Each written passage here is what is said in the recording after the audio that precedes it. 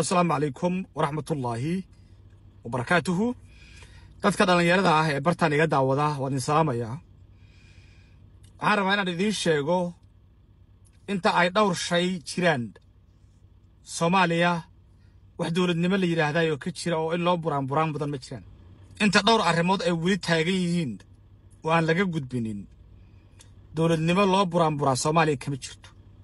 aniguna wixii hadda ka dambeeya dawladnimo Soomaaliyeed oo aan taageeri doonaa ma ay jiraan ilaa ay qodobada soo socon idiin sheegi doona ay weli Soomaaliya ka jiraan.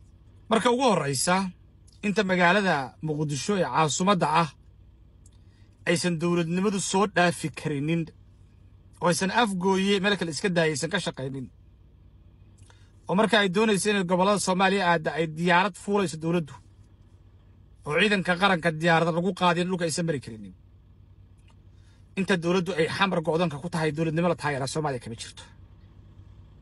amada ugu horeysa midda labaad inta xaalana furan tahay oo carruurteena lagu gaalaysiinayo oo madaxweynaha dalka uusan awood u lahayn inuu tago uu yiraahdo maxaa ka socda oo ciidanka qaranka aysan awood u lahayn inay gudaha u galaan dalkaasna dawladda taageera kama jirtee waa dal la haysta iska daayay. midda saddexaad inta gobolada calaamad qabiil ka taagan yihiin inta reer walba calan qabiil u taagan yahay inta calanka qabiilku uu ka weyn yahay calankii buluuga ahaa dawladnimo la taageero Soomaaliya kama jirto iska daayay. midda ugu dambaysa inta wiil Soomaali ah iyo wiil Soomaali ah ay qor isku fiiqayaan oo aysan ta fariistaan danahooda aysan ka naqaashi karin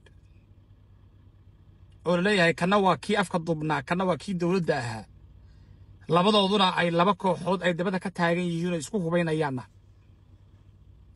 oo awoodayadii la iska horkeenayana dawladnimo la taageero Soomaaliya kama jirto. intay jirto anigu Soomaaliya dawladnimo ka jirta mar dambe taageerayo haddaan tu hore taageerana Ilaahay iga cafiyo tu dambe inaan taageero go'aan baan ka qaato waa aniga mowqif iyo khaas taala. Soomaaliya maxaa talo ah laba arrin bay Soomaaliya u baahan tahay.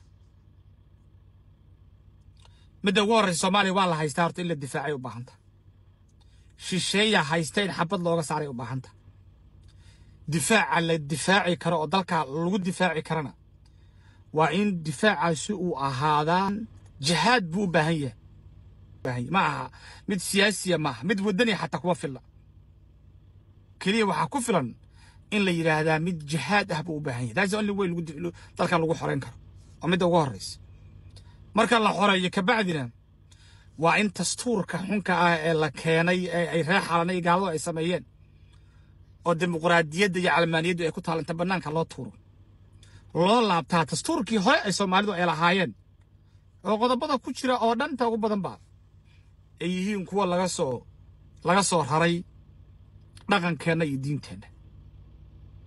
dastuur anagu aynu leenahay oo diinteena ka turjumaya oo dhaqankeena ka turjumaya oo luuqadeena ka turjumaya dastuurkaas ma ku dhaqmi karnaa midaan ka hor imaanin diinta. qof dilay hal dil mid oranayaan u baahana mid baa gabar kufsay diinta maxay ka qabtaa la mariyo kaasaan u baahana. midka waxaynu u baahanahay oranayaa khamri lama cabi karo kalaabna lama furi karo kaniisad dalkeena kama furnaan karto kaasaan u baahana. inta kaa laga helayo ummadda Soomaaliyeedna dastuur ay ku midaysan tahay oo lagu shaqayn kara ma jiro. marka horena waxay u baahan tahay xoreyn jihaad ah marka dambena dastuurka kitaabka Allah loo baahan dalkan lagu dhaqo. waxaan intaas ahayn oo Soomaaliya xal u noqonaya ninkii keenaa anaga cilmi badan yahay. inta ka horeysa maahan saas isaga daameeraysanaysa